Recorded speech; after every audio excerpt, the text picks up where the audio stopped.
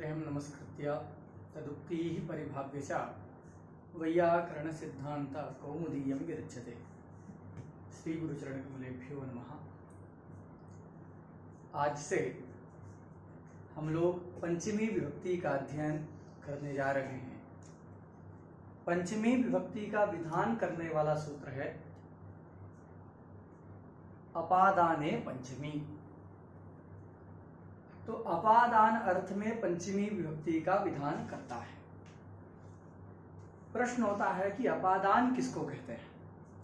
तो पंचमी को समझने से पहले, पंचमी कहाँ होती है इसको जानने से पहले हम लोग को अपादान क्या है यह जानना होगा।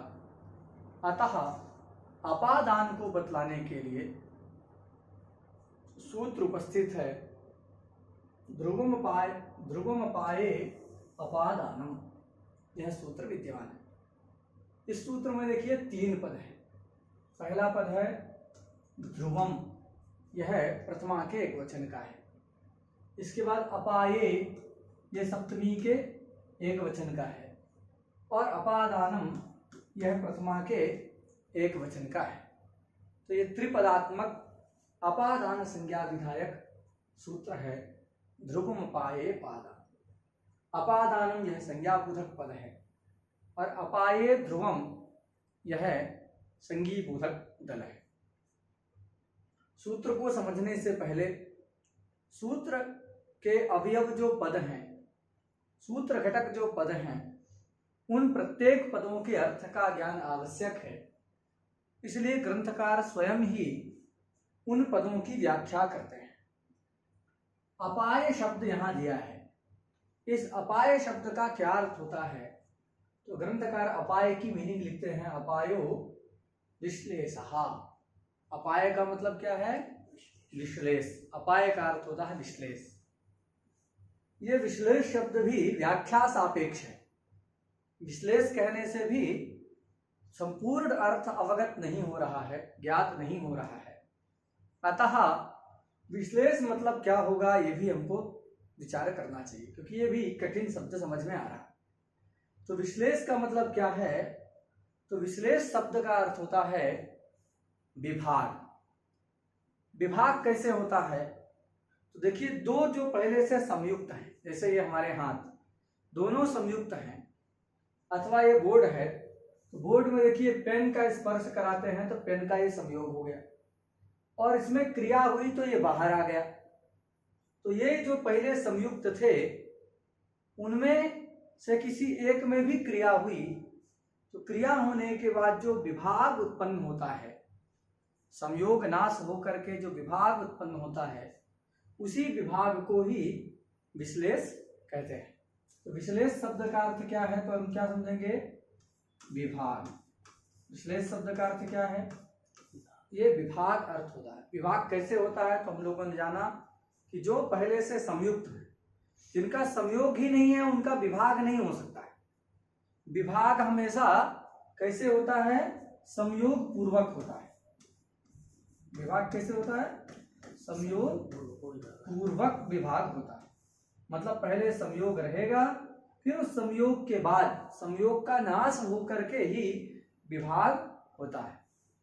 और एक उदाहरण हम बताते हैं। कोई वृक्ष है अथवा कोई पर्वत है, तो पर्वत में या वृक्ष में कोई चिड़िया बैठी हुई है। वहां पर चिड़िया में एक क्रिया हुई। तो चिड़िया जब बैठी है, वृक्ष में हो या पर्वत में हो, तो पर्वत के साथ, वृक्ष के साथ उस चिड़िया का क्या है? संयोग है।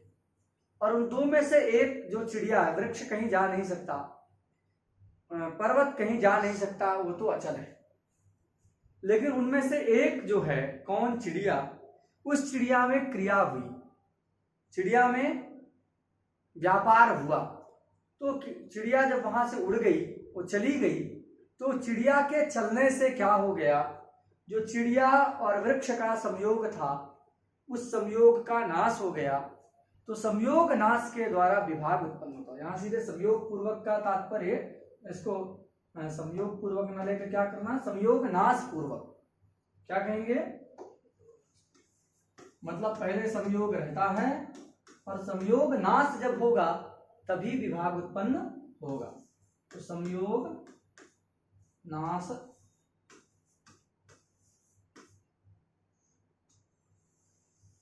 पूर्वको विभागः, यही क्या है, विश्लेष। विश्लेषण मतलब संयोग नाशको विभागः। विश्लेष शब्द का ये व्याख्यान हो गया विभाग। कैसा विभाग? तो विभाग का स्वभाव ही है कि पहले संयोग का नाश होगा, तो पूर्व जो संयोग है उसका नाश, और नाश होने के बाद फिर विभाग होता है।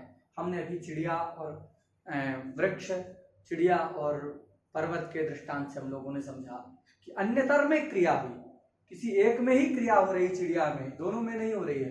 एक में क्रिया होने पर भी क्या हो गया, जो संयोग था वो नष्ट हो गया। तो चिड़िया और वृक्ष का संयोग का पहले नाश हुआ, संयोग नाश हो करके फिर विभाग उत्पन्न हुआ।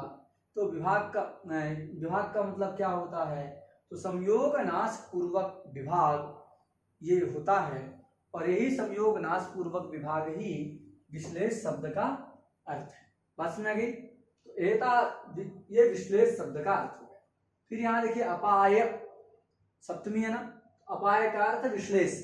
विश्लेष मतलब संयोग नाश पूर्वकः विभागः, ये जो है विश्लेष का मतलब। फिर सप्तमी है, इसे लिख दिया तस्मिन।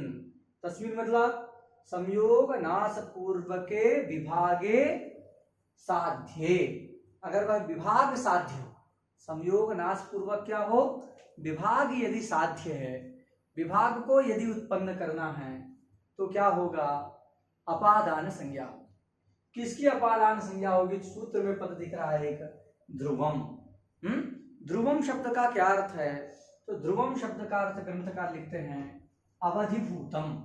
ध्रुवम शब्द की ही मीनिंग क्या है? अवधिभूतम, जो उसका अवधि है, जिसमें क्रिया नहीं हो रही है, जो क्रिया का अनाश्रय है। हमने बताया कि दो संयुक्त हैं, वृक्ष और चिड़िया। तो वृक्ष और चिड़िया का संयोग है, उनमें से चिड़िया में क्रिया हुई, वृक्ष तो वही, चिड़िया में क्रिया हुई। तो क्रिया होने से क्या हो गया, वृक्ष और चिड़िया का जो संयोग था वो नष्ट हो गया, और दोनों में वहां विभाग उत्पन्न हो गया। तो विभाग उत्पन्न हो गया, उसमें देखिए क्रिया का आश्रय कौन है? चिड़िया। वृक्ष क्या है? क्रिया का अनाश्रय। तो क्रिया का अनाश्रय है, और विभाग क्या चीज है? ये जो विभाग है जो कि उत्पन्न हो रहा है, ये क्या चीज है? विभाग एक गुण है। विभाग क्या होता है? गुण होता है। तो विभाग गुण है, तो जैसे संयोग क्या होता है? दोनों में रहता है। संयोग जो होता है वो क्या रहता है? ये दुष्ट होता है। दुष्ट मतलब दो में स्थित रहता है। तो संयोग जैसे दुष्ट है, वैसे ही संयोग की तरह क्या है? ये विभाग भी दुष्ट है। बात समझ गई? जैसे ये संयोग दुष्ट है, उसी प्रकार विभाग भी दुष्ट होता है। तो दुष्ट मतलब दोनों में रहता है। तो विभाग किस में रहेगा? चिड़िया में भी रहेगा और आपके वृक्ष में भी रहेगा। तो दोनों में विभाग रह रहा है। तो अवधिभूत क्या है? ध्रुवम का अर्थ कर रहे हैं अवधिभूतम। अवधिभूत मतलब, तो अवधिभूत का मतलब है कि उस क्रिया का जो अनाश्रय, क्रिया हो रही, चिड़िया में उड़ी, तो उसके उड़ने का जो पृथक हुआ, उसका अवधि क्या है, सीमा क्या है? वृक्ष। और साफ सुथरा कहना तो आपको यही कहना पड़ेगा कि क्रिया का अनाश्रय। तो क्रिया का अनाश्रय हो और विभाग का आश्रय हो, उसको क्या कहते हैं? अपादान कहते हैं। देखिए हम आपको लिख करके बताते हैं।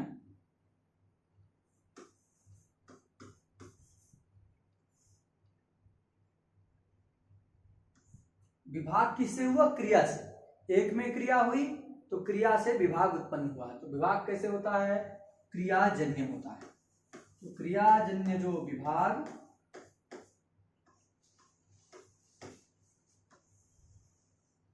उसका आश्रय क्या हो? क्रियाजन्य विभाग का आश्रय हो, और क्या हो? क्रिया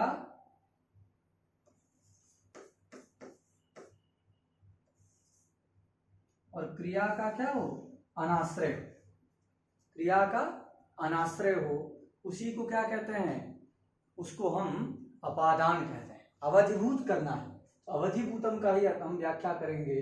क्या व्याख्या करेंगे, क्रियाजन्य विभागाश्रय और क्रिया अनाश्रय, ये उसका अर्थ है। तो क्रियाजन्य विभागाश्रयत्व लक्षण के रूप में बोलना है तो ऐसे आप संस्कृत में बोल सकते हैं, क्रियाजन्य विभागाश्रयत्व सति और क्रिया अनाश्रयत्वम, यही क्या है, अवधिभूतत्वम।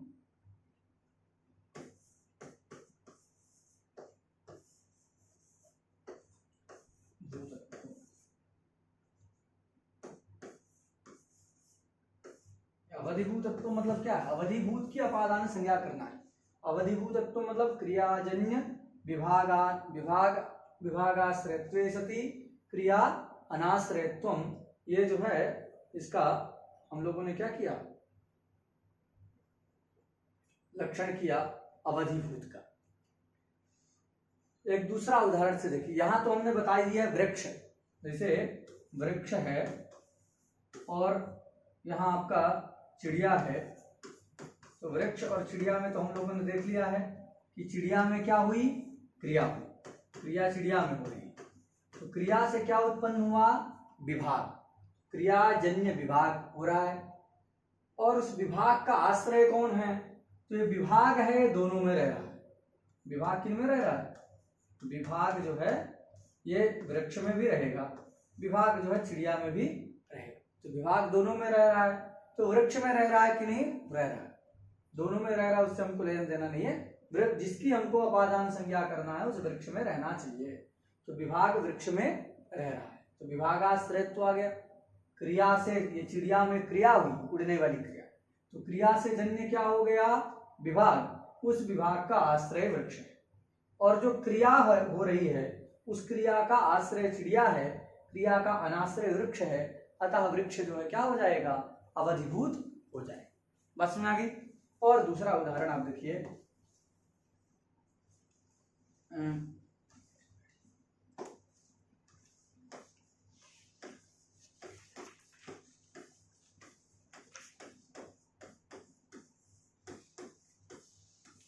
ग्रामात् आगच्छति।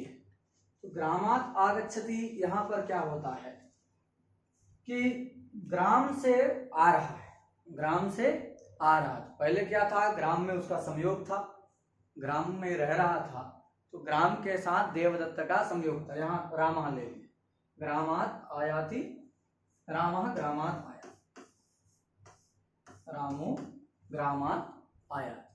तो राम और ग्राम का पहले क्या था, संयोग था। जब वह वहां से चलता है, काशी के प्रति जो चलता है, तो ग्राम और राम का जो संयोग था, राम और ग्राम के संयोग का क्या हो गया, नाश हो गया। नाश होने से क्या उत्पन्न होता है, विभाग उत्पन्न होता है। तो देखिए क्रिया किसमें हुई, ग्राम में क्रिया नहीं हुई, क्रिया किसमें हुई है, राम में। राम वहां से चलता है, तो राम में जो क्रिया हो रही है, ये राम में जो क्या है, क्रिया है, तो राम में क्रिया से क्या उत्पन्न हो रहा है, विभाग उत्पन्न हो रहा है। राम में जो क्रिया हुई, उस क्रिया के द्वारा राम और ग्राम का क्या हो गया, विभाग हो गया, संयोग नाश पूर्वक विभाग उत्पन्न हो गया। अब विभाग हमने बताया कि जैसे संयोग दो में रहता है, दृष्ट होता है, उसी प्रकार विभाग भी दृष्ट होता है। तो ये जो विभाग हुआ है, राम में रहने वाली क्रिया से जो विभाग हुआ, उस विभाग का आश्रय कौन है, विभाग दोनों में रहेगा, तो विभाग का आश्रय राम भी हो गया और ग्राम भी हो। तो देखिए विभाग, क्रियाजन्य विभागाश्रयत्वम, तो क्रिया से जन्य, राम में रहने वाली क्रिया से जन्य जो विभाग, उस विभाग का आश्रय कौन है, ग्राम है, तो ये विभागाश्रय। और दूसरा क्या लक्षण है, क्रिया अनाश्रय। तो क्रिया किसमें रह रही है, राम में, तो क्रिया का आश्रय ये है और अनाश्रय ग्राम हो गया, अनाश्रय हो गया, अतः ग्राम क्या हो जाएगा, अपादान हो जाएगा। राम में देखिए क्रियाजन्य विभागाश्रयत्व तो है, किंतु क्रिया अनाश्रयत्व नहीं है, उसमें क्रिया रहती है, अतः वो क्रियाश्रय ही हो। तो पूरा लक्षण राम में नहीं जा रहा है, अतः राम क्या नहीं होगा, यहाँ राम जो है अपादान नहीं होगा, ग्राम ही अपादान होगा। और उदाहरण आप देखते हैं, या वृक्षात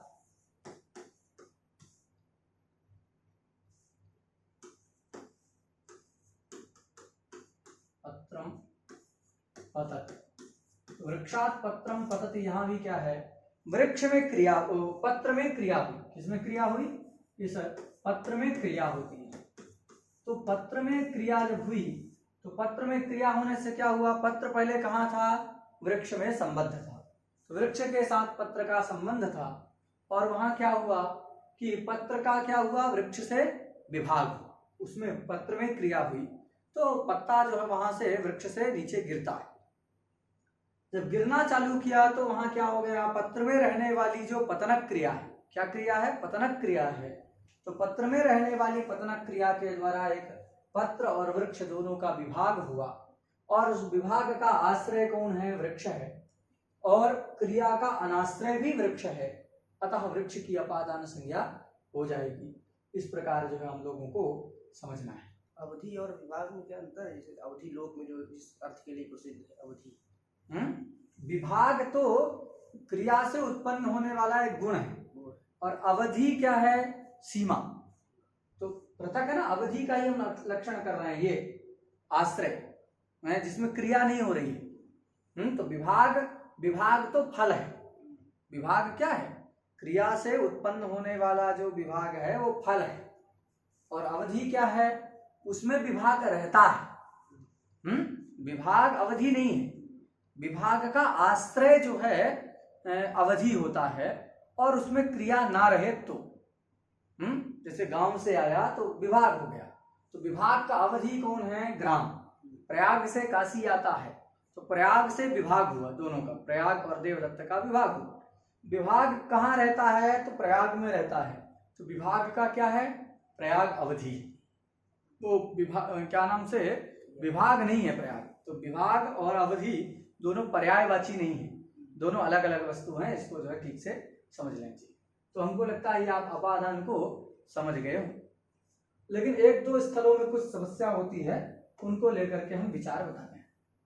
क्या हटा दें, देखिए अभी लक्षण हम लोग का क्या बना करके हम लोगों ने रखा है, क्रियाजन्य विभागाश्रयत्वे सति क्रिया नाश्रयत्व, क्रिया से जन्य जो विभाग, उस विभाग का क्या हो, अनाश्रय हो, और विभाग का आश्रय हो, और क्रिया का अनाश्रय हो, ऐसा हम लोगों ने लक्षण बनाया है।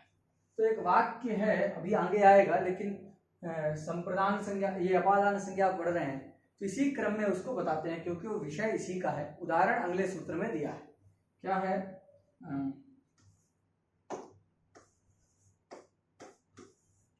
धावतो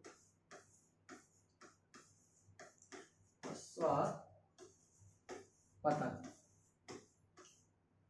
ये वाक्य हमने लिखा, धावतो अस्वात् पतन, क्या मतलब है, तो इसका मतलब धावतः, ये पंचम्यंत है, धावतः अस्वात् मतलब दौड़ते हुए घोड़े से, पतति देवदत्तः, ठीक है, जो देवदत्त है वह क्या करता है, दौड़ते हुए घोड़े से यह देवदत्त गिरता है। धावतः अस्वात् मतलब दौड़ते हुए घोड़े से पतति देवदत्तः।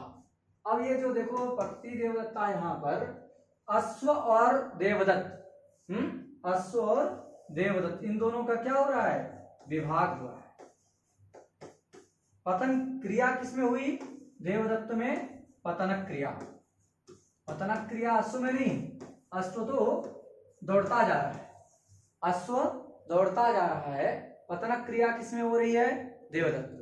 तो देवदत्त में जो पतनक क्रिया हुई, इस देवदत्त में रहने वाली पतनक क्रिया से क्या हो गया, अश्व और देवदत्त दोनों का क्या हो गया, इन दोनों का विभाग हो गया। क्या हो गया, दोनों का, देवदत्त और अश्व का विभाग हो गया, ये देवदत्त में रहने वाली पतनक क्रिया से। तो विभाग का आश्रय कौन है, देवदत्त भी अश्व भी, दोनों हो गया ना। तो क्रियाजन्य, पतनक क्रिया से जन्य जो विभाग, उसका आश्रय अश्व है, इतना तो घट गया। लेकिन क्रिया का अनाश्रय है क्या अश्व? अश्व में क्रिया हो रही है कि नहीं हो रही? अश्व दौड़ रहा है तो क्रिया का आश्रय ही है, क्रिया का अनाश्रय नहीं है। तो फिर ये अश्व धावतो अश्वात, यहाँ पर दौड़ते हुए इस घोड़े की अपादान संज्ञा नहीं हो पाएगी। पूर्व जो उदाहरण हमने बताया वहां तो कोई समस्या नहीं, लेकिन यहाँ समस्या है। क्यों? क्रियाजन्य विभागाश्रय तो अश्व में है। क्रिया क्या है? ये पतनक क्रिया। इस देवदत्त में रहने, कहाँ रहती है ये? देवदत्त में। तो देवदत्त में रहने वाली जो पतनक क्रिया, उस पतनक क्रिया से जन्य जो विभाग, उस विभाग का आश्रय यद्यपि क्या है? यह दौड़ता हुआ अश्व है। बात सुना गई? यह अश्व जो विभाग का आश्रय है, किंतु दूसरा वाला दल नहीं जा रहा है। क्या? क्रिया अनाश्रय तो नहीं जा रहा है, इसमें भी क्रिया रह रही है। दौड़ना क्रिया तो रही है, तो एक क्रिया का ही आश्रय है, क्रिया का अनाश्रय नहीं है। तो धावतो अश्वात् पतति देवदत्तः इत्यादि में दौड़ते हुए जो क्रियावान देवदत्त है, ये अश्व है, उस अश्व की अपादान संज्ञा नहीं हो पाई।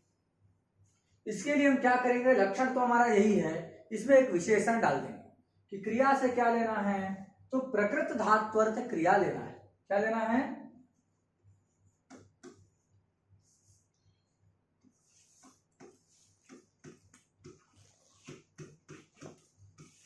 ये एक विशेषण यहां डाल देंगे।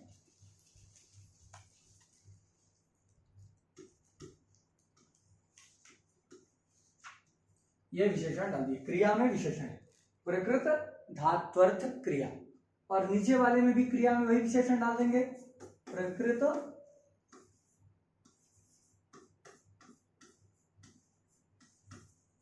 ये विशेषण यहां भी हम डाल देंगे।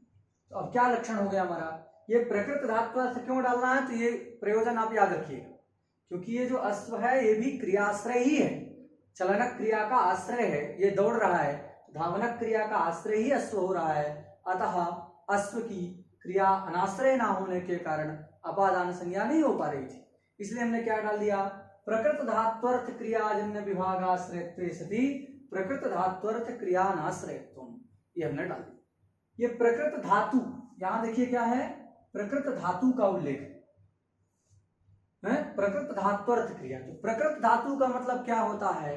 तो प्रकृत धातु का अर्थ है जो वाक्य में उच्चारित धातु, वाक्य में प्रयुक्त धातु, वाक्य प्रयुक्त, ठीक है ना? तो वाक्य में जो प्रयुक्त धातु है उसको क्या कहते हैं?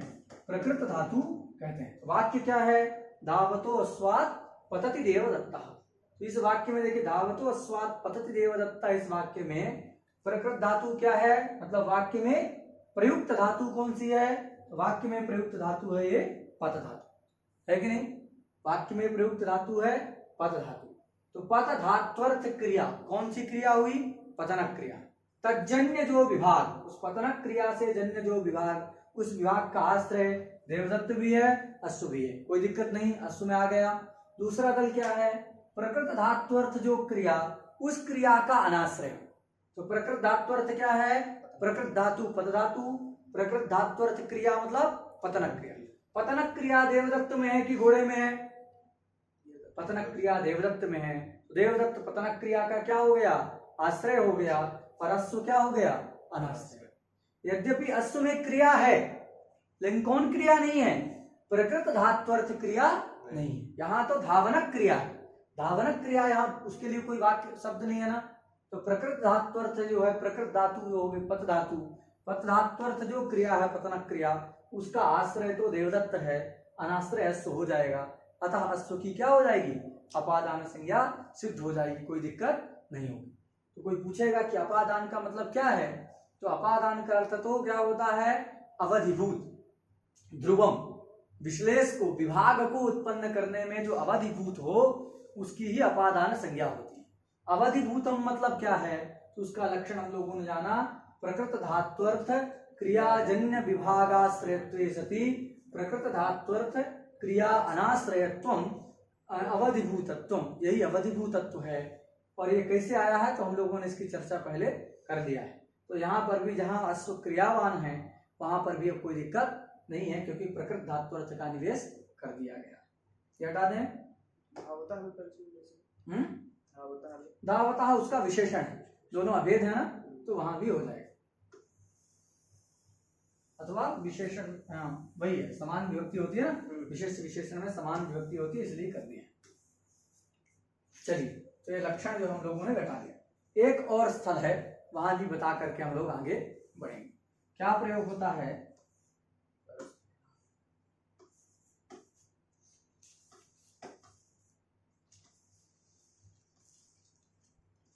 परस्परात्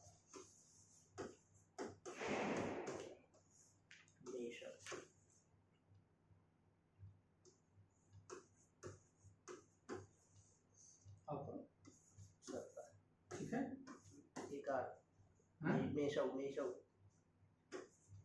हाँ, परस्परात् मेषौ अपसरता।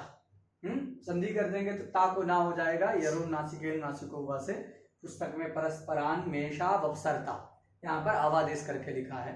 स्पष्ट प्रतिपत्ति के लिए हमने अलग कर दिया, परस्परात् मेषौ अपसरता। कहानी समझिए, दो मेष हैं। मेष मतलब होता है भेड़। मेष मतलब क्या होता है जी? भेड़। तो भेड़ को क्या कहते हैं?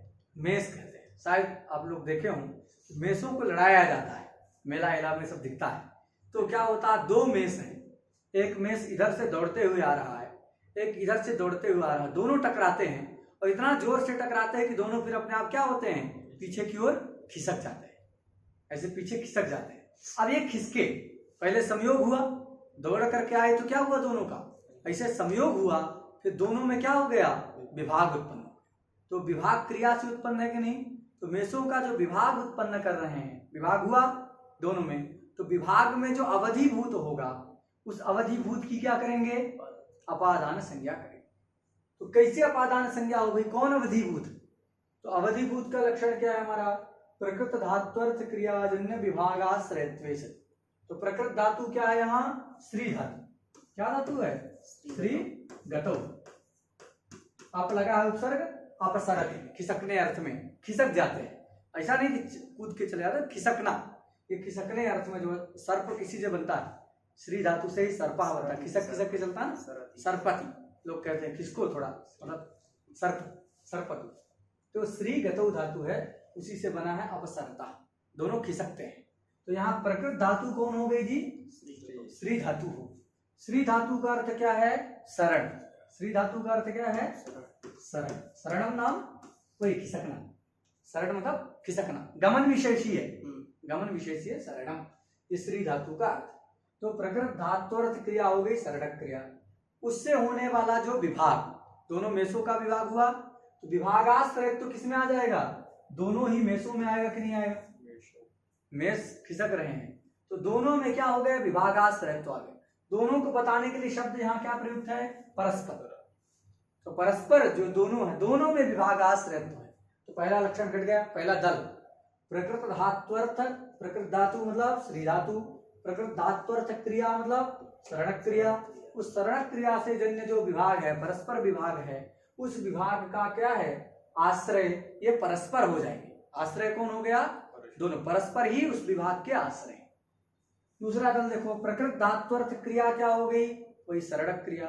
शरणक क्रिया के आश्रय भी परस्पर है ना, विभाग के आश्रय हैं, लेकिन दोनों तो उसमें क्रिया भी दोनों में रह रही, दोनों खिसक रहे हैं।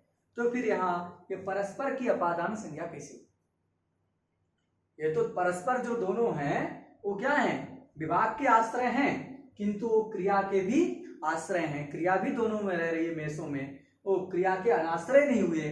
तो यहाँ पर कैसे जो है क्या होगी, अपादान संज्ञा। तो कहते हैं देखिए, क्रिया दोनों में, दो मेष है, दोनों मेष में क्रिया है, तो श्री धातु के द्वारा उभय की क्रिया को कहा जा रहा है। दोनों मेषों की जो क्रिया है, उनमें रहने वाली जो शरणक क्रिया है, उन दोनों की शरणक क्रिया को इस श्री धातु से कहा जा रहा है। वह श्री धातु दोनों का ग्राहक धातु है। तो यहाँ क्या होगा, एक दूसरे की क्रिया ले लें, नहीं तो एतत्, इस मेष में रहने वाली जो शरणक क्रिया है, उस शरणक क्रिया के प्रति अवधि किस मान लेंगे, किसको मानेंगे, इस मेष को मान लेंगे। और इधर वाला जो मेष इधर खिसका, उसके प्रति अवधि किसको मान लेंगे, इसको मान लेंगे। तो परस्पर एक दूसरे की क्रिया के प्रति दूसरे को अनाश्रय मान लेंगे।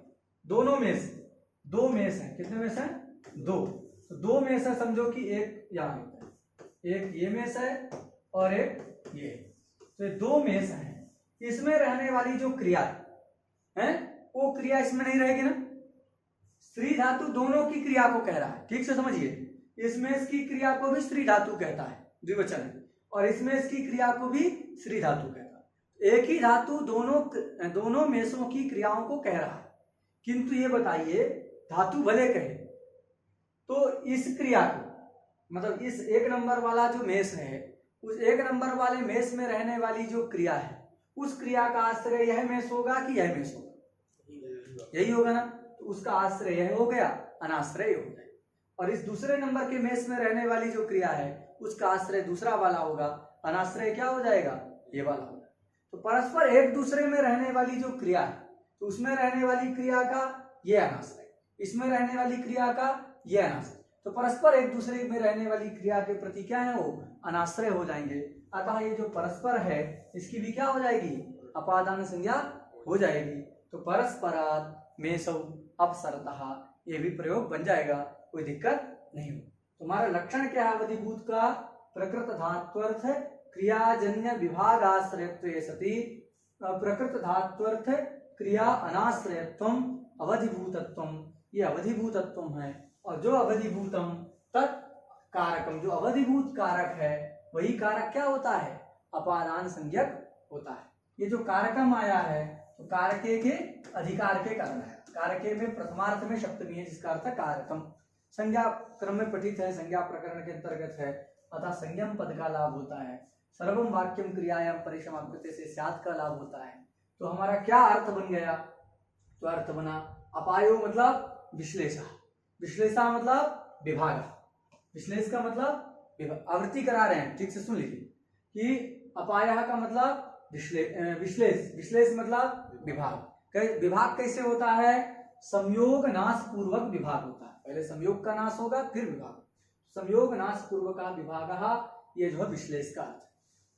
तस्मिन्, उस विभागे साध्य, उस विभाग को यदि उत्पन्न करना, साध्य मतलब जननीय है, तो संयोग नाश पूर्व के विभागे साध्य, उस विभाग के साध्य रहने पर, तादृशे विभागे जननीय, विभाग यदि उत्पन्न करना हो तो उस विभाग की उत्पत्ति में जो क्या हो? ध्रुव हो। ध्रुव हो मतलब अवधिभूत हो। ऐसे अवधिभूत कारक की अपादान संज्ञा होती है। अवधिभूत का मतलब क्या है? तो हम लोगों ने देखा प्रकृत धात्वर्थ क्रियाजन्य विभागाश्रयत्वे सति प्रकृत धात्वर्थ क्रियानाश्रयत्वम, यही जो अवधिभूतत्व है, और ये जिसमें जाएगा उसी अवधिभूत कारक की अपादान संज्ञा हो जाएगी। ये कैसे लक्षण हम लोगों ने परिष्कृत किया, एक एक से इसके लिए आप प्रारंभ से रिवीजन करिए। ठीक है, तो ये अपादान के बारे में हम जान गए। तो अपादान संज्ञा यहाँ पर हो गई। अब देखिए अपादान संज्ञा हो गई।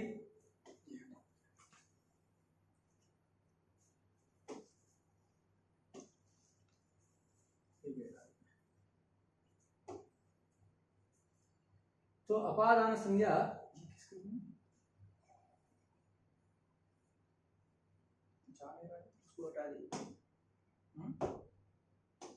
इसको रखते हैं ना आगे घटाने के लिए।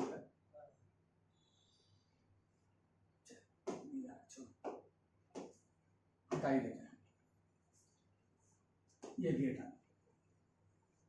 तो अभी द्रुम पाए पादानम सूत्र के द्वारा अपादान संज्ञा के बारे में हम लोगों ने जाना कि अपादान संज्ञा किस कारक की होती है।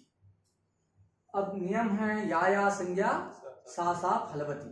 तो अपादान संज्ञा का भी फल बताना होगा। अपादान संज्ञा का फल क्या है? तो उसको बताने के लिए सूत्र क्या आता है? सूत्राया अपादाने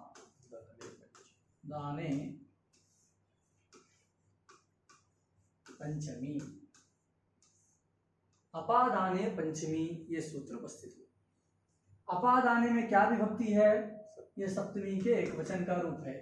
पंचमी जो है प्रथमा के एक वचन का रूप, द्विपदात्मक यह सूत्र है अपादाने पंचमी है। पंचमी से 5 हो गया, प्रथमा के एक वचन का रूप है पंचमी। तो अपादाने सप्तम्यंत है, पंचमी जो है प्रथमांत पद है, द्विपदात्मक ये सूत्र है। अपादान कौन होगा? तो कोई कारक ही अपादान होगा। अभी हम लोगों ने पढ़ा है कि जो अवधिभूत कारक है, वह अवधिभूत कारक क्या होता है? अपादान होता है। और ये जो संज्ञाएं हैं ये अर्थ की होती हैं, किसी शब्द की नहीं होती हैं। तो अपादान जो अर्थ है उससे तो विभक्ति आएगी नहीं, तो यहाँ एक पद हमको ले आना है विद्यमानात्। प्रातिपदिकात् का अर्थ आएगा ही, तो क्या अर्थ हो जाएगा अपादाने पंचमी का? तो इसका अर्थ होगा अपादाने। ये क्या है? अर्थ है। अपादाने अर्थे विद्यमानात्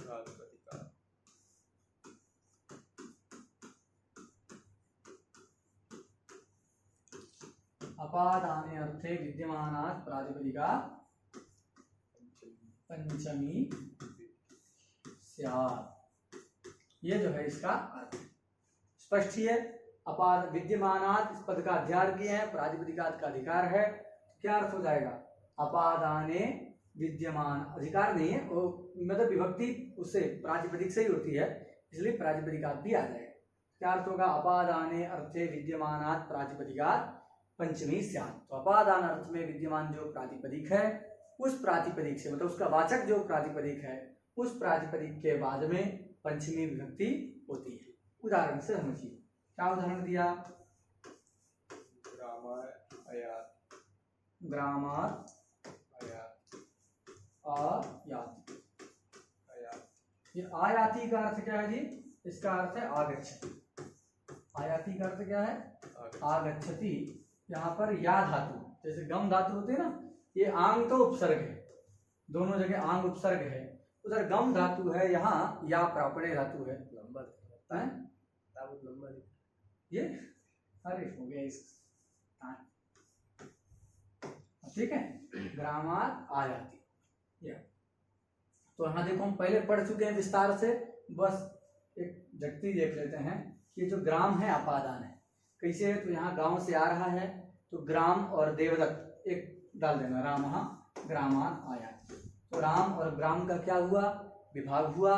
विभाग का आश्रय कौन है? ग्राम। राम भी है ग्राम भी है, तो प्रकृत धातु हो गई। लक्षण पूरा घटाइएगा और लक्षण लिख करके और फिर आप घटाइएगा। प्रकृत धातु क्या है? ये या धातु है, इस या प्रापणे, और आंग लगा है तो उसका वो लगा करके आयाति जो है प्रकृत धातु हो गई, आगमनम। ठीक, आयाति का अर्थ क्या है? इसका अर्थ हो गया आगमनम, आगमनम। तो प्रकृत धातु है आंग पूर्वक या धातु।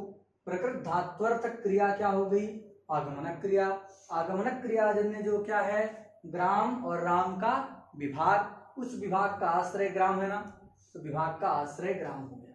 और क्रिया किसमें रह रही है? ग्राम में क्रिया नहीं रहती है। आगमनक क्रिया किसमें है? राम में। तो क्रिया का आश्रय कौन हो गया? राम। क्रिया का अनाश्रय कौन है? ग्राम।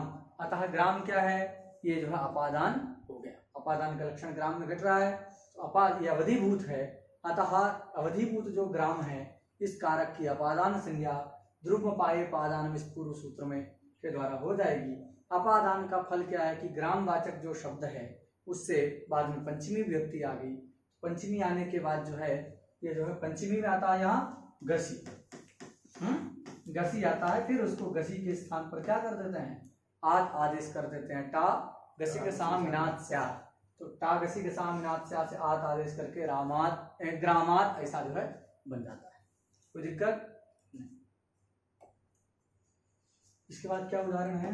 धावतो अश्वातो अश्वात पतति ग्रामात आयाति कारकम किम ग्रामात आयाति, ये हो गया। दूसरा उदाहरण देखो क्या है, क्योंकि हम प्रकृत धातु डाले थे तो उसका भी फल बताने के लिए उदाहरण दिया है।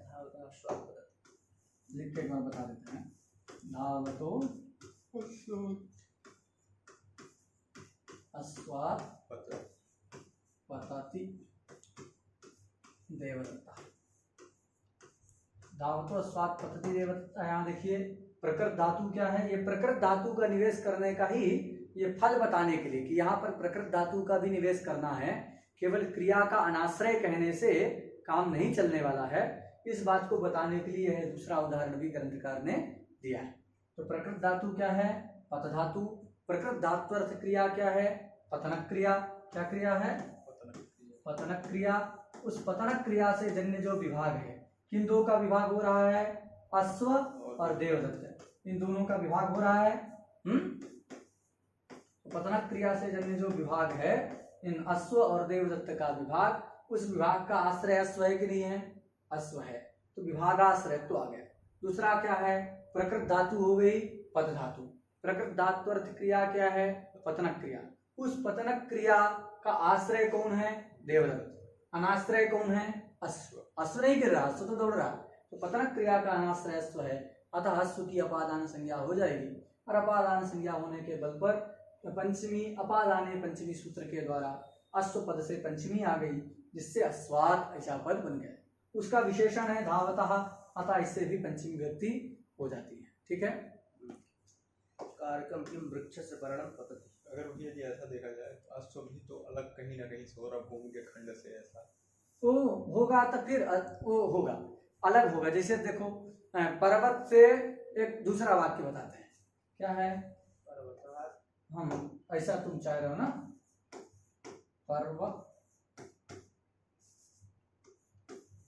पर्वतात् पततः अश्वात् पतति देवदत्ता। अश्वात् पतति देवदत्ता। यही कह रहा हूं। ये एक पर्वत है, पर्वत से गिर कौन रहा है? अश्व। अश्व ही पतन हो रहा है, और जो है देवदत्त भी पतित हो रहा है। तो अश्व में तुम कह रहे हो कि अश्व में भी तो पतनक क्रिया का आश्रय आ जाएगा, अनाश्रय नहीं होगा, तो अश्व की अपादान संज्ञा कैसे होगी? यही ना पूछना चाह रहे हो। देखो यहाँ दो पतनक क्रिया है, एक तो अश्व में पतनक क्रिया रहे बस में गई, और दूसरी जो है देवदत्त में पतनक क्रिया है। तो दो पतनक क्रिया है। एक पतनक क्रिया का आश्रय कौन है? इस पतति से बोधित जो पतनक क्रिया, उसका आश्रय देवदत्त, और पततः इससे बोधित जो क्रिया है पतनक क्रिया, उसका आश्रय देवदत्त। तो अलग अलग लेना है। हम जब अश्ववृत्ति जो पतनक क्रिया है, अश्ववृत्ति पतनक क्रिया का अवधि कौन बनाना है? पर्वत। ठीक है ना। अश्व में जो पतनक क्रिया है, उस अश्व में रहने वाली पतनक क्रिया किस में रहेगी? अश्व में। यहाँ विभाग किसका हो रहा है? पर्वत और अश्व का। ठीक है ना। अश्व उसका नहीं हो रहा, ये जो पतनक क्रिया ये वाली।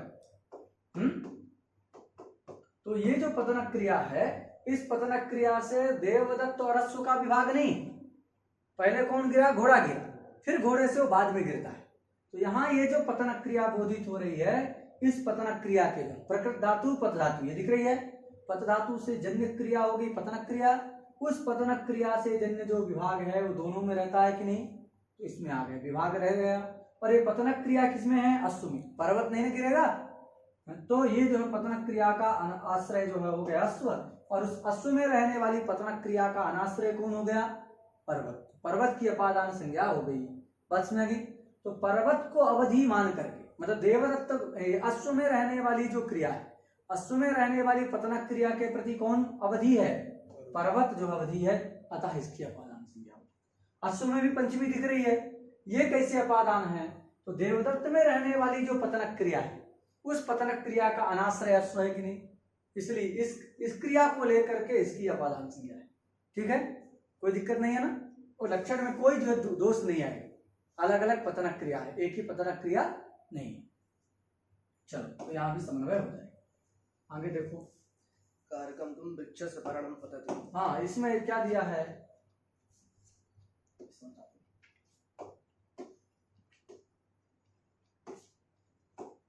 कारकम किम, यहाँ इसमें ये ध्रुव पाए पादान, ये जो सूत्र है ध्रुव पाए पादान, इस सूत्र में कारकम का अधिकार आया है। कारके का अधिकार था तो लिखा था कारकम अपादानम से। तो कारकम क्यों कहा गया? वृत्ति हमने हटा दिया है, नहीं तो देख लो।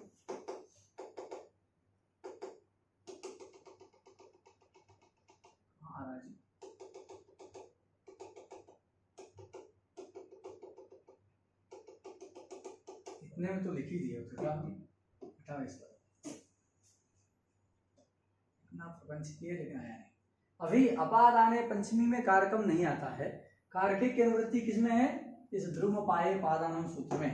तो यहाँ पूछते हैं कारकम इति किम, कारकम किम किम, ये कारक रखने का क्या प्रयोजन है कि अवधिभूत जो कारक है, अवधिभूत कोई और बन जाएगा तो उसकी अपादान संज्ञा नहीं करेगा, पहले इसको कारक होना जरूरी है।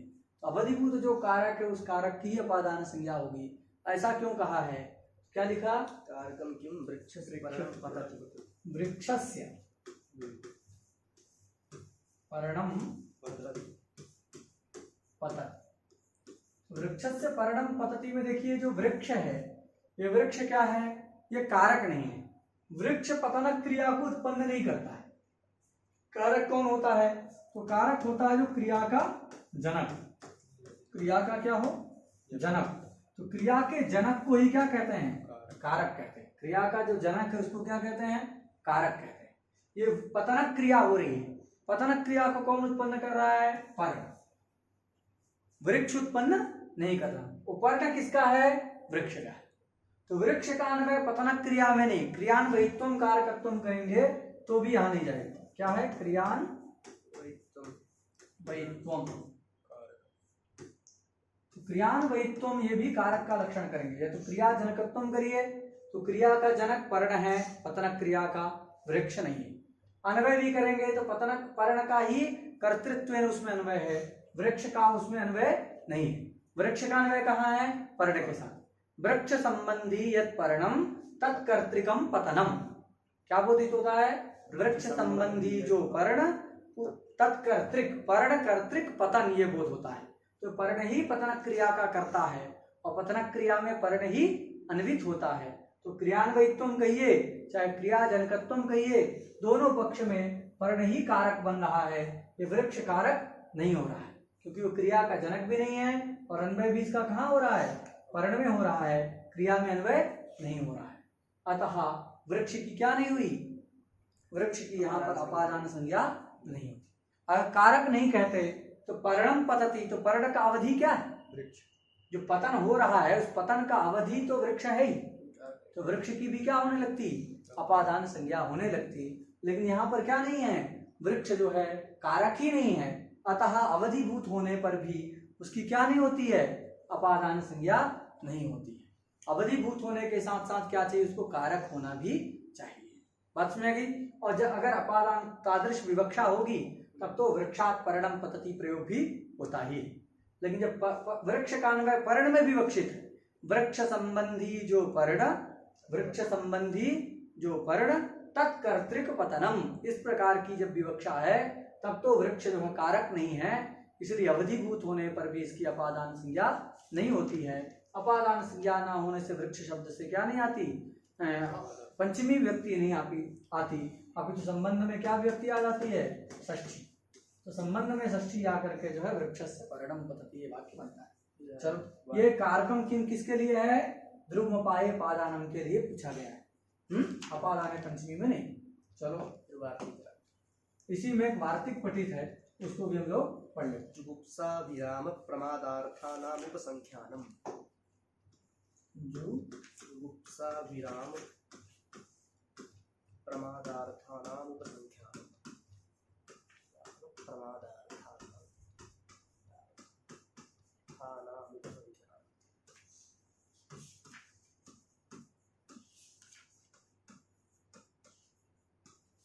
यह वार्तिक क्या है, जुगुप्सा, पहला शब्द देखिए जुगुप्सा, फिर इधर विराम प्रमाद्यर्थानाम, जुगुप्सा विराम प्रमाद्यर्थानाम उपसंख्यानम।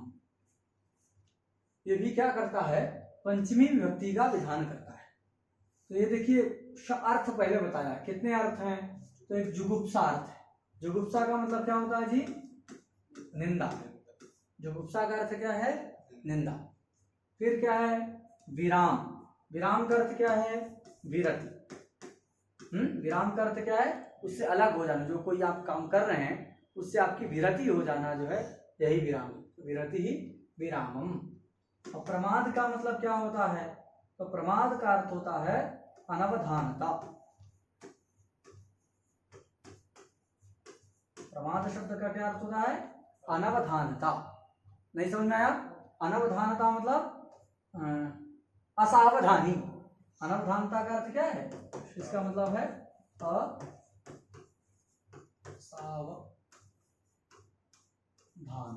असावधानता अथवा असावधानी। प्राय लोग आलस्य करते हैं, प्राय लोग प्रमाद का आलस्य समझ लेते हैं। हाँ, वही अवधान नहीं हो, सावधानी नहीं रखा। वो है ना, क्या नाम से, अभिज्ञान नहीं, क्या काव्य है, मेघदूतम।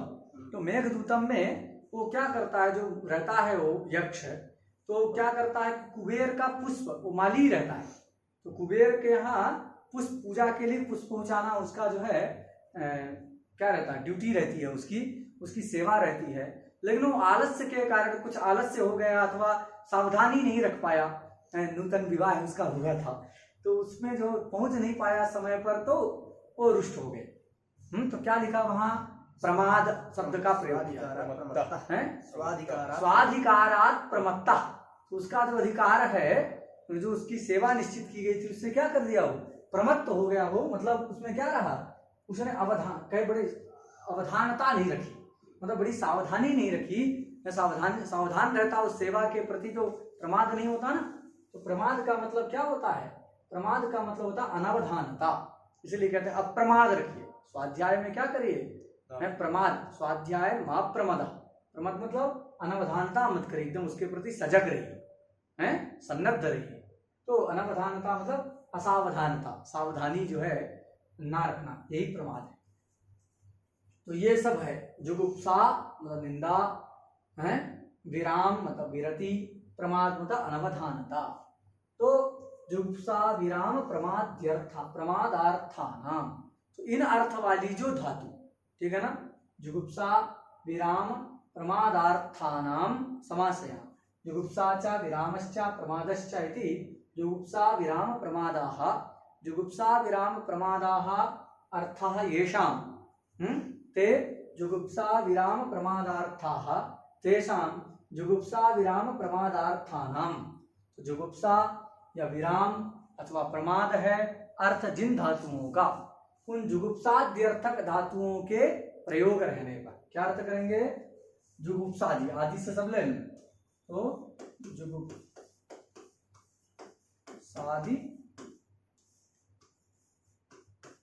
धातु, जुगुप्साद्यर्थक लिखो, जुगुप्सादि और नहीं, जुगुप्साद्यर्थक,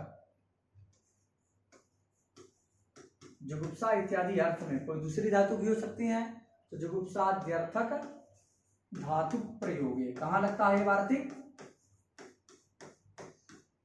इस वार्तिक की प्रवृत्ति कहाँ होती है, इस वार्तिक की प्रवृत्ति होती है जहां पर जुगुप्साद्यर्थक धातु रहे।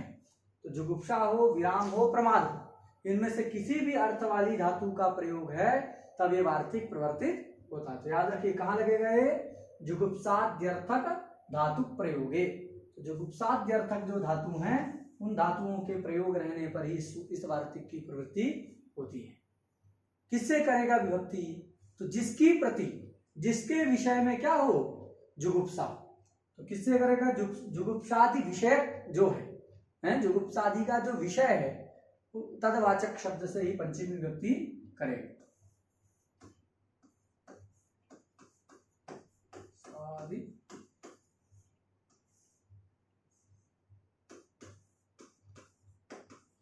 विषय वाचका, ऐसा आप कर सकते हैं, ठीक है ना। पंचमी वाच्या, ये इस वार्तिक का अर्थ हो गया। क्या अर्थ हुआ, जुगुप्सा विराम प्रमादार्थानाम संख्यानम वार्तिक है। अर्थ क्या है कि जुगुप्साद्यर्थक धातु प्रयोगे, तो जुगुप्सा इत्यादि अर्थ, जुगुप्सा विराम और प्रमाद, इन अर्थों वाली धातु का यदि प्रयोग रहे तो क्या होगा, जुगुप्सा का जो विषय, विराम का जो विषय, प्रमाद का जो विषय, तो उन विषय का वाचक, विषय कोई वस्तु होगी, उन विषयों का वाचक जो प्रातिपदिक है, उस प्रातिपदिक से क्या होती है, पंचमी विभक्ति कहनी चाहिए। ऐसा है, वाच्या का लिख गया, का हो गया, का नहीं है, वाही है जी, सड़ जाता है पास, हो गया, हाँ, वाच्या। समझ आ गया कि नहीं, अर्थ स्पष्ट एकदम। जुगुप्साद्यर्थक धातु के प्रयोग रहने पर जुगुप्सा इत्यादि का जो विषय है तदवाचक शब्द से पंचमी विभक्ति होती है। ये जो है इसका अर्थ है। उदाहरण देखिए, एक एक से उदाहरण क्या दिखा उदाहरण। पापाद जुगुप्सते, पापाद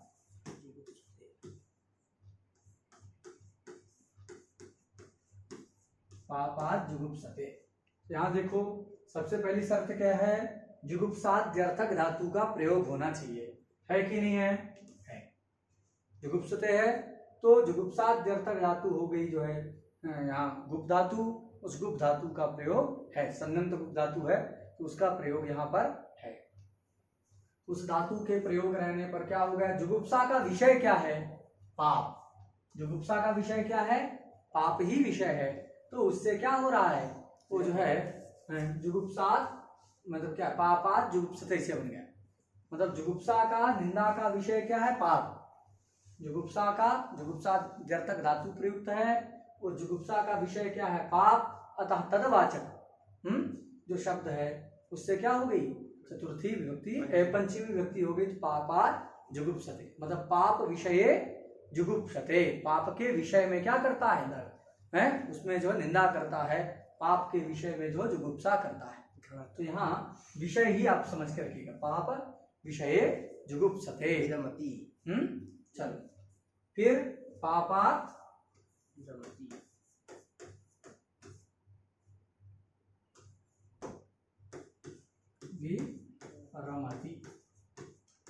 पापात विरमति। यहाँ देखो विराम, विरति उसका अर्थ है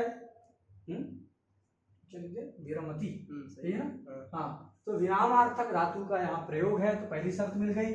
और उस विराम का विषय क्या है? पाप। मतलब पाप में लगा हुआ था, अब वो जो पाप में परिवर्तित नहीं हो रहा, तो विराम कर दिया कि नहीं। कोई पाप कर्म कर रहा था, उससे वो हट गया, तो पाप में क्या हो गया, वो विराम। तो पाप विषये न प्रवर्तते, पाप के विषय में भी क्या नहीं हो रहा, हो प्रवर्तित नहीं हो रहा। तो प्रवर्तित ना होना ही क्या है? विराम। किसी कार्य में प्रवृत्त ना होना, पहले चल रहा था फिर उसको रोक देना, यही क्या होता है? विराम। तो पाप विषये न प्रवर्तते, तो विषय पाप है, अतः तदवाचक शब्द से पंचमी होके पापात विरमति। ठीक है, फिर क्या है? धर्मात् प्रमाद्यति,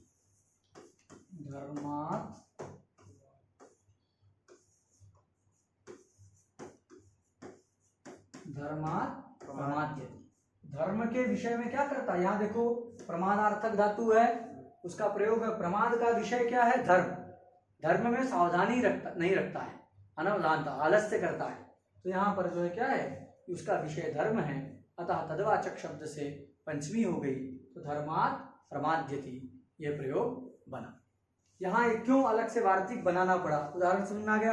वार्तिक इसलिए बनाना पड़ा क्योंकि यहाँ पर विभाग नहीं, अगर होता तो अपादान संज्ञा हो जाती ना। यहाँ अपादान संज्ञा नहीं कर रहे हैं, इस वार्तिक के द्वारा अपादान संज्ञा नहीं हुई, साक्षात पंचमी विभक्ति का विधान कर दिया गया।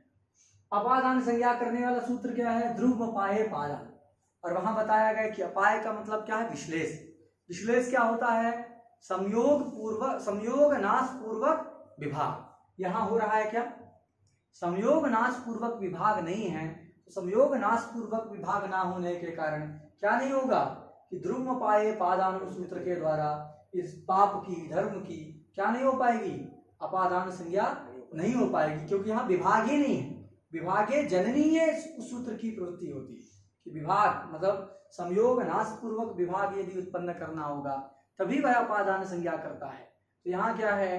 तादृश संयोग भी नहीं है और विभाग भी नहीं हुआ, तो संयोग नाश पूर्वक जो वास्तविक विभाग यहाँ नहीं है, अतः वास्तविक विभाग न होने के कारण क्या नहीं होगी? अपादान संज्ञा सिद्ध नहीं है, अतः इस वार्तिक का आरंभ किया गया है। बात समझा गई? क्योंकि वास्तविक नहीं है, तो वार्तिक के आरंभ का ये प्रयोजन है।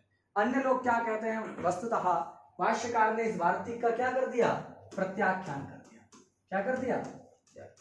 प्रत्याख्यान। आगे के अभी कई सारे हम सूत्र पढ़ेंगे, सभी सूत्रों का क्या हो जाएगा? प्रत्याख्यान हो जाएगा। मतलब इनकी जो पंचमी लाने के लिए जरूरत नहीं। व्यर्थ ऐसा नहीं है, सूत्र उच्चारण करने से पुण्य होगा, किंतु ये कह रहे हैं कि इस वार्तिक का प्रत्याख्यान कर दे। कैसे? तो कहा कि जो ध्रुव अपाय पादानम है उसमें अपाय से, विश्लेष से, विभाग से वास्तविक विभाग नहीं लेना है। मतलब पहले वास्तविक संयोग रहा हो, फिर संयोग का नाश होकर के विभाग हो, ऐसा नहीं लेना है। तो संयोग नाश पूर्वक विभाग जो होता है उसको वास्तविक विभाग कहते हैं, क्योंकि संयोग था फिर विभाग, तो वास्तविक है ना, संयोग भी वास्तविक था और उसका नाश होकर के विभाग हुआ, उसको वास्तविक विभाग कहते हैं। तो भाष्यकार ने कहा कि ध्रुव अपाय पादानम में जो विभाग लेना है वो विभाग कैसे नहीं लेना है, वास्तविक जो संयोग तद नाश पूर्वक वास्तविक विभाग नहीं लेना है। अब जो काल्पनिक संयोग को लेकर के उस काल्पनिक संयोग का नाश मान करके विभाग भी काल्पनिक हो गया, तो काल्पनिक संयोग नाश पूर्वक काल्पनिक जो संयोग है, विभाग है, काल्पनिक संयोग नाश पूर्वक जो काल्पनिक विभाग है उसको लेकर के भी अपादान संज्ञा हो जाती है और वो गौण कहलाएगा, मुख्य नहीं होगा। मुख्य और वास्तविक विभाग तो वही है जो संयोग, वास्तविक संयोग नाश पूर्वक हो, वही मुख्य है। मुख्य यहाँ संभव नहीं है, किंतु गौण वाला तो संभव है। काल्पनिक विभाग तो यहाँ मिल जाएगा, अतः उससे अपादान संज्ञा करके चतुर्थी हो जाएगी, अलग वार्तिक बनाने की जरूरत नहीं है। कहोगे कि भैया परिभाषा लग जाएगी, गौण मुख्य हो मुख्य कार्य संप्रत्यय, तो गौण विभाग को लेके कैसे अपादान संज्ञा करेंगे। तो हम लोग पढ़ चुके हैं साधक तमम करणम में कि तमप ग्रहण से यह ज्ञापित किया गया है कि इस कारक प्रकरण में गौण मुख्य हो मुख्य कार्य संप्रत्यय ये परिभाषा नहीं लगती है, अतः गौण विभाग को लेकर के भी क्या हो जाएगी, इन जगह में अपादान संज्ञा करके पंचमी सिद्ध हो जाएगी और इसके लिए जुगुप्सा विराम प्रमादार्थानाम ये वार्तिक बनाने की आवश्यकता नहीं है, ऐसा बताया गया है। और इसका एक और फल बताते हैं, जो काल्पनिक विभाग लेते हैं, प्रसंग आ गया है तो भी हम बता देते हैं। क्या एक प्रयोग मिलता है, माथुराहा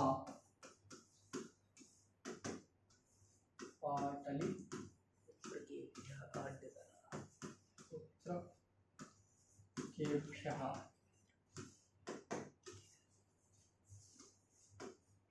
आढ्यतरा। माथुराहा का मतलब मथुरा निवासीना, तो मथुरा के जो निवासी हैं वो पाटलिपुत्र वाले, पटना वालों से क्या हैं, ज्यादा धनवान है। आढ्यतरा मतलब ज्यादा धनवान है, तो पाटलिपुत्र के भ्या, पाटलिपुत्र वालों से मथुरा वाले क्या हैं, अधिक धनवान है। तो यहाँ देखिए पाटलिपुत्र के भ्या में पंचमी किया है कि नहीं। अब यहाँ वास्तविक विभाग तो संभव ही नहीं, माथुर और पाटलिपुत्रों का क्या विभाग, संयोग ही नहीं था कि विभाग हो, तो वास्तविक जो संयोग तन्नाश पूर्वक वास्तविक विभाग यहाँ संभव नहीं है।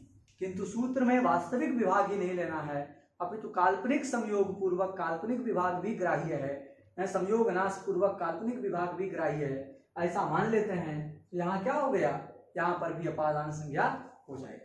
कैसे काल्पनिक मानने का क्या है, तो एक दृष्टांत से समझिए कि खरगोश है, क्या है, सस, सस मतलब खरगोश। तो खरगोश जो होता है उस खरगोश को क्या नहीं होता जी, खरगोश का सींग नहीं होता है, खरगोश का श्रृंग नहीं होता है। तो खरगोश को सींग नहीं होता है, लेकिन सश्रृंगा कहने पर हमारे मन में एक कल्पना होती है कि इसे क्या नाम से गाय का सींग होता है, वैसे जैसे बैल का सींग होता है वैसे ही सींग खरगोश का हो सकता है। सश्रृंगा कहने पर होता है कि नहीं, वस्तुतः खरगोश को कभी सींग होता नहीं। तो सश्रृंग क्या एक कल्पना है, सश्रृंग सस को वास्तविक श्रृंग नहीं होता है, लेकिन हम कल्पना क्या करते हैं कि सस है तो उसको इनकी तरह सींग अगर होगा तो कैसे होगा, तो इन्हीं के सींग तो ऐसे ही होता है, तो बकरी की तरह भैंस की तरह सींग जो है इसको हो, इस प्रकार एक कल्पना करते हैं। वस्तुतः सस को सींग नहीं होता है, वैसे वस्तुतः यहाँ माथुर और पाटलिपुत्र में संयोग भी नहीं था, वस्तुतः विभाग भी नहीं हुआ, किंतु काल्पनिक संयोग और उसका नाश पूर्वक काल्पनिक विभाग मान करके यहाँ भी क्या होती है, माथुरा पाटलिपुत्र के व्याढ्यतराह में ये पाटलिपुत्र की है, पाटलिपुत्र की अपादान संज्ञा होकर पंचमी सिद्ध हो जाती है काल्पनिक लेने, और उसी से यहाँ भी काम चल जाएगा। तो क्या नहीं लेना है, ये अलग से वार्तिक बनाने की जरूरत नहीं है। ठीक है, आज इतना ही रखते हैं। कितना हो गया जी।